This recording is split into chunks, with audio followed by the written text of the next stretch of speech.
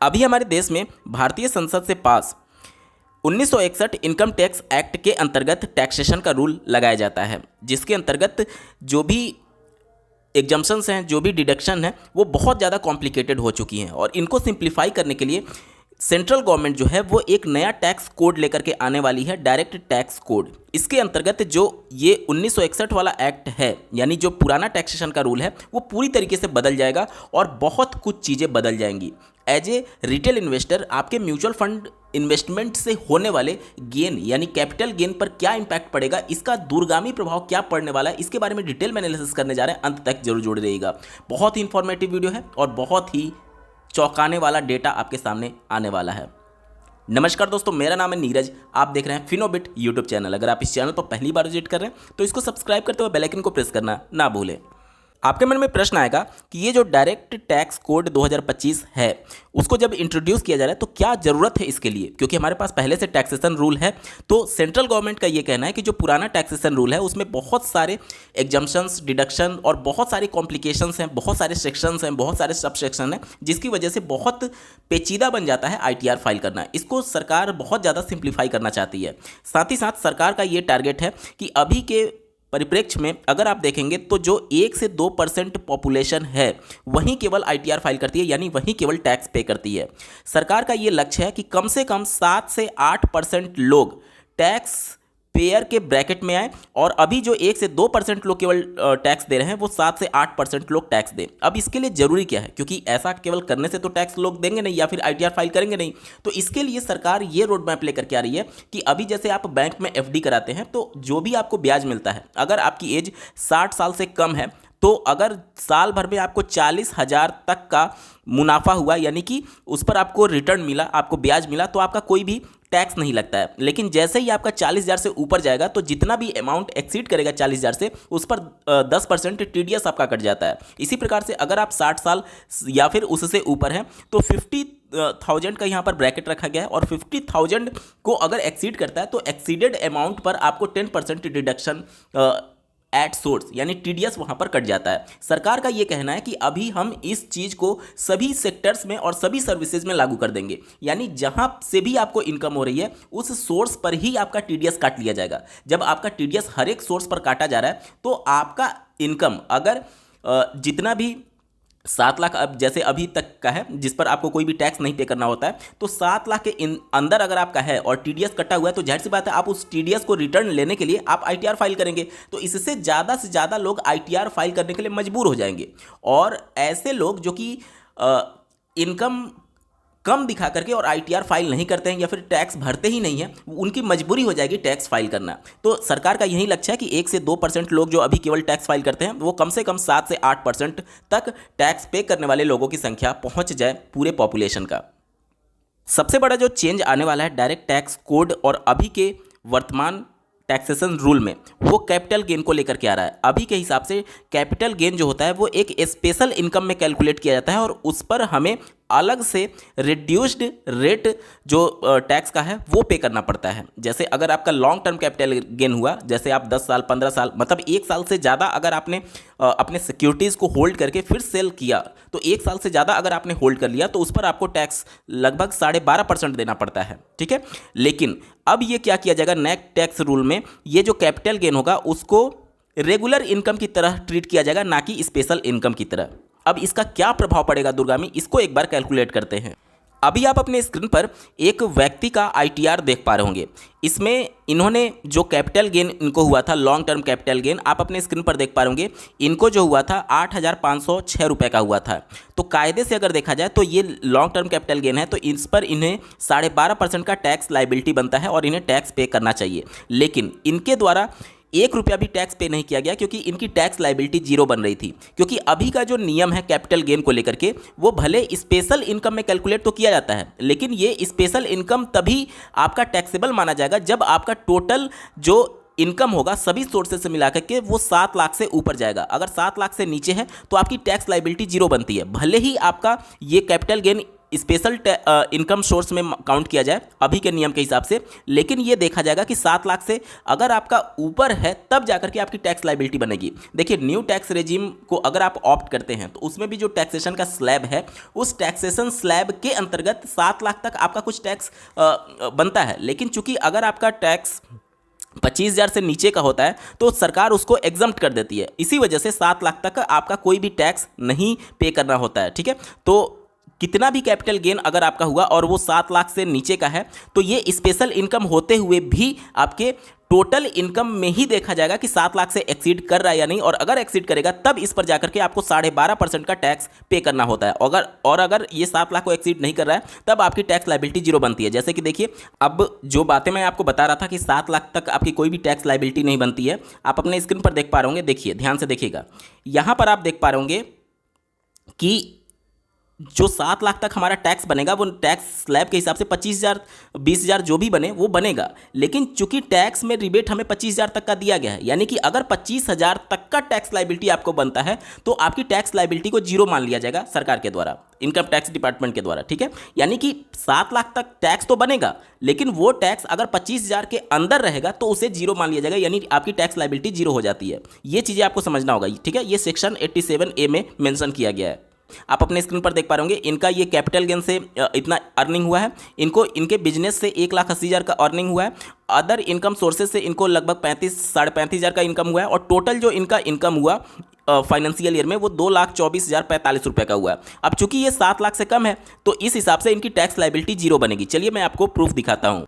आप अपने स्क्रीन पर देख पा रहे होंगे, इनकम टैक्स लायबिलिटी, यहाँ पर नेट टैक्स लायबिलिटी इनका 0 रुपया बन रहा है, और इनके द्वारा कितना टैक्स पे किया गया यह भी यहाँ पर आप देख पा रहे होंगे पूरा 0 है। इससे आप समझ पाएंगे कि भले ही आज कैपिटल गेन स्पेशल इनकम के तौर पर काउंट क्यों ना किया जा रहा हो, लेकिन वो देखा जाएगा कि 7 लाख से ऊपर अगर आपका सभी सोर्सेज से मिलाकर के इनकम हो रहा है तभी उस पर 12.5% का टैक्स लगेगा, अन्यथा नहीं लगेगा। लेकिन जो नया टैक्स कोड आ रहा है उसमें ये जो स्पेशल इनकम है इसको रेगुलर इनकम की तरह काउंट किया जाएगा। मतलब कि जैसे अभी हमारी मान लीजिए आपकी बिजनेस से या फिर सैलरी से या फिर किसी भी सोर्स से इनकम जैसे हो रही है, तो वो जो इनकम हो रही है और जो कैपिटल गेन से जो इनकम हो रहा है वो सेम माना जाएगा। मतलब कि माना जाएगा कि ये सारी इनकम एक ही कैटेगरी की है, इसको अलग से स्पेशल ट्रीट नहीं किया जाएगा। ठीक है, जुलाई 2024 में जो बजट अनाउंस किया गया उसमें जो टैक्सेशन का स्लैब था आप अपने स्क्रीन पर देख पा रहे होंगे।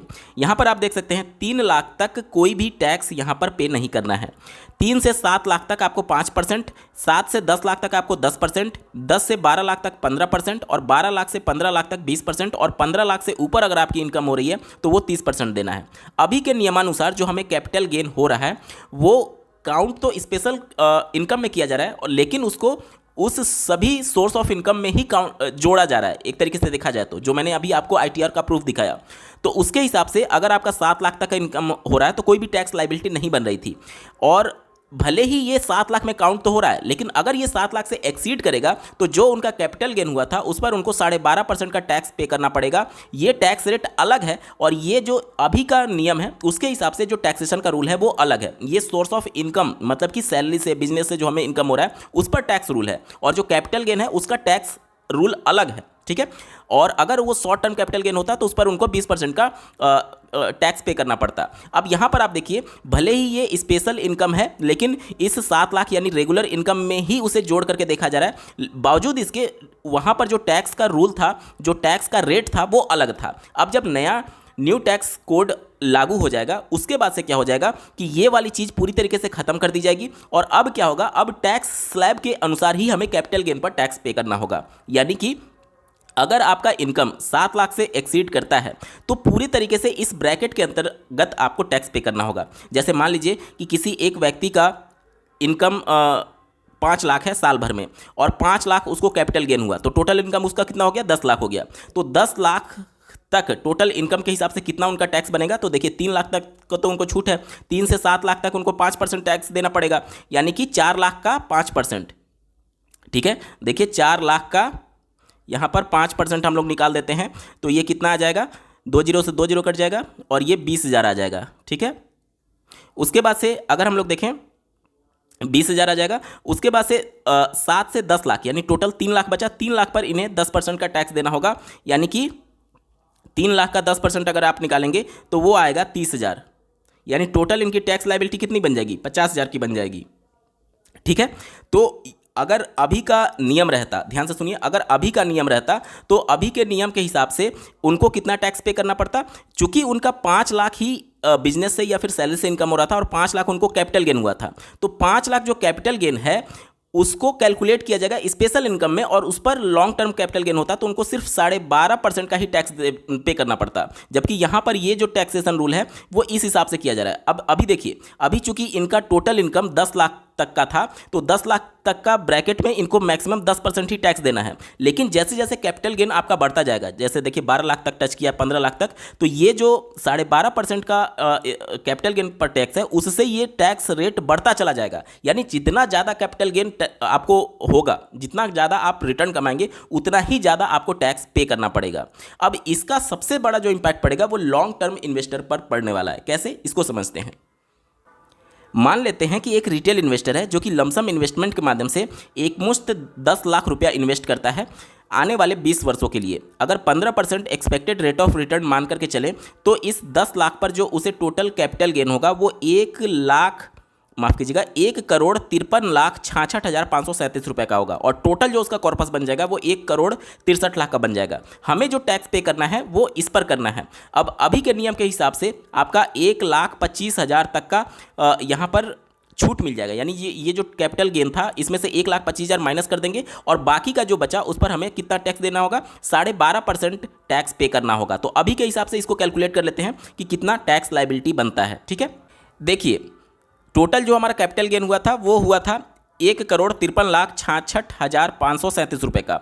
इसमें से 1,25,000 मैं यहाँ पर माइनस कर देता हूँ क्योंकि 1,25,000 तक हमें छूट दिया गया है लॉन्ग टर्म कैपिटल गेन में। ठीक है, अब जो हमारा टैक्सेबल अमाउंट आया वो आया 1,52,41,537 रुपये का। इस पर हमारी जो टैक्स लायबिलिटी बनेगी वो 12.5% रेट के हिसाब से बनेगी। यानी जो हमें टैक्स पे करना पड़ेगा, आप अपने स्क्रीन पर देख पा रहे होंगे, वो पे करना पड़ेगा इकाई, दहाई, सैकड़ा, हजार, 10,000, लाख, 10 लाख, 19,05,000 केवल हमें टैक्स पे करना पड़ेगा अभी के नियम के हिसाब से, जो अभी का नियम है उसके हिसाब से। अब अगर ये रेगुलर जो इनकम है उसमें अगर काउंट किया जाने लगे और जो टैक्स स्लैब है उसके अनुसार अगर टैक्स लगने लगे तो देखते हैं कि कितना टैक्स हमारा बनेगा। ठीक है, आप अपने स्क्रीन पर देख पा रहे होंगे 1,53,00,000 का जो टोटल कैपिटल गेन हुआ था वो जाहिर सी बात है जिस फाइनेंशियल ईयर में पूरा पैसा निकाला जाएगा वो इस वाले ब्रैकेट में आ जाएगा, 30% वाले ब्रैकेट में। अगर इस वाले ब्रैकेट में आया तो बाकी का जो जितना भी इनकम है वो इस वाले ब्रैकेट में आएगा, जो कि 15 लाख, अगर 1.5 करोड़ का इनकम हमें हो रहा है, इसमें 15 लाख बहुत बड़ा अमाउंट नहीं है, तो इस पूरे कैलकुलेशन को मैं इग्नोर कर दे रहा हूँ। मैं सीधा सीधा केवल 30% वाले को यहाँ पर कैलकुलेट कर रहा हूँ और इस वाले को पूरी तरीके से इग्नोर कर देते हैं, केवल इसको हम लोग कैलकुलेट करते हैं। यानी कि जो हमारा 1,53,00,000 का टोटल कैपिटल गेन हुआ है उसमें से 1,25,000 तो हम माइनस कर देंगे और उसमें से 15 लाख और माइनस कर देंगे। ये जो टोटल ऊपर वाला स्लैब था उसको हम इग्नोर ही कर दे रहे हैं। भले हमारा कुछ हज़ार टैक्स बनेगा लेकिन हम उसको इग्नोर कर दे रहे हैं। हम केवल 15 लाख से ऊपर जो हमारा कैपिटल गेन बना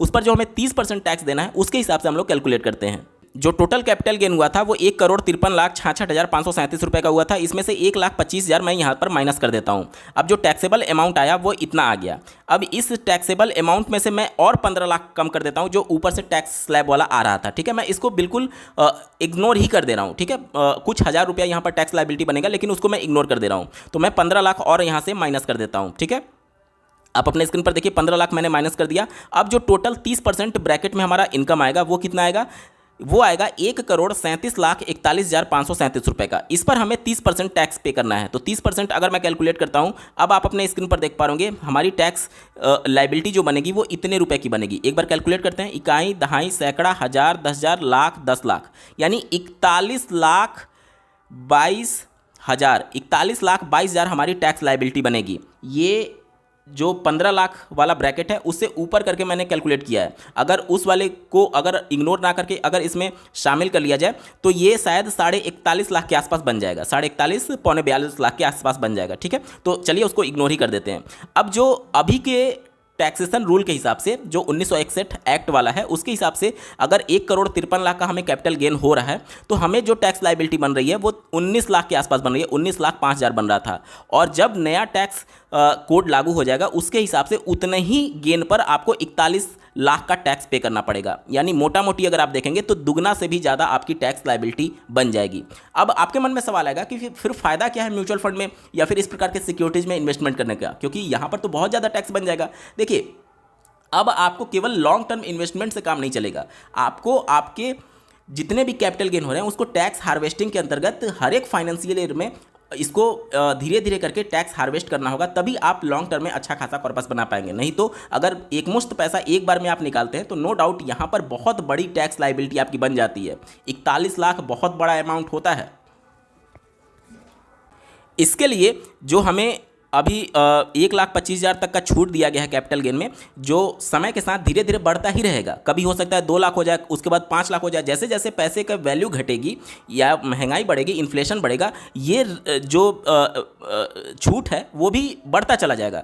तो जिस भी फाइनेंशियल ईयर में जितना भी छूट रहे, कम से कम हम उतना निकाल करके और उसको फिर से री इन्वेस्ट कर दें। इससे फ़ायदा ये होगा कि हमारी कंपाउंडिंग इंपैक्ट नहीं करेगी और जो हमारा कैपिटल गेन होगा वो फिर से प्रिंसिपल में कन्वर्ट हो जाएगा। ठीक है, और इसी के अंतर्गत ही केवल टैक्स बचाने का यहाँ पर ऑप्शन आपको मिल सकता है। बाकी अगर आप इसको नहीं करते हैं, टैक्स हार्वेस्टिंग नहीं करते हैं, तो लॉन्ग टर्म में अगर ये टैक्स कोड लागू हो गया, जो कि मोस्ट प्रोबेबल है कि अगले बजट में इसको पेश कर दिया जाएगा, क्योंकि संसद में इसके बारे में जिक्र किया जा चुका है ऑलरेडी रूलिंग गवर्नमेंट के द्वारा, और मोस्ट प्रोबेबल है कि अगले बजट में इसको इंट्रोड्यूस करके 2025 फाइनेंशियल ईयर से इसको लागू भी कर दिया जाएगा। उसके बाद से आपके पास टैक्स हार्वेस्टिंग ही बेस्ट ऑप्शन बचेगा अपनी टैक्स लायबिलिटी को कम करने के लिए, या फिर यूं कहें कि जीरो करने के लिए। अन्यथा की कंडीशन में लॉन्ग टर्म में जो आपका अभी टैक्स लायबिलिटी बन रहा है उससे डबल का टैक्स लायबिलिटी बनेगा, जो कि बहुत बड़ा आपके लिए सिर दर्द बना सकता है। दोस्तों, आपको ये वीडियो कैसा लगा, मेरा एफर्ट कैसा लगा, कमेंट के माध्यम से जरूर बताइएगा, और ऐसे ही महत्वपूर्ण अपडेट के लिए इस चैनल को सब्सक्राइब करना ना भूलें। इस वीडियो को देखने के लिए आपका बहुत बहुत धन्यवाद। भगवान करे आपका दिन शुभ हो।